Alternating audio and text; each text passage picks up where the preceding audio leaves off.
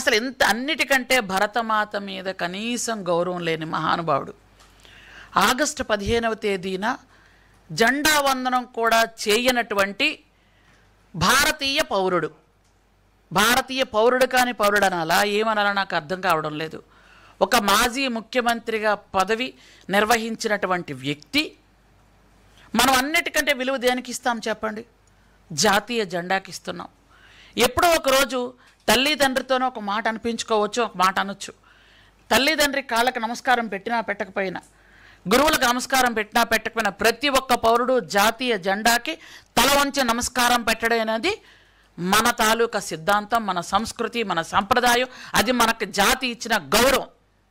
అట్లాంటి గౌరవాన్ని కూడా పక్కకు తోసేసి ఈరోజు ఒక భరతమాత అంటే నీకు గౌరవం లేదు, కన్న తల్లంటే గౌరవం లేదు, ఒక చిన్నాన్నంటే గౌరవం లేదు, తండ్రి చనిపోతే ఆ శవం పక్కన నిలబడి రాజకీయం చేసినటువంటి తండ్రి దగ్గర గౌరవం లేదు, ఎవరన్నా గౌరవం లేదు. అసలు ఏం బ్రతుకో నాకు అర్థం అవడం లేదు ఆ మనిషి బ్రతుకు.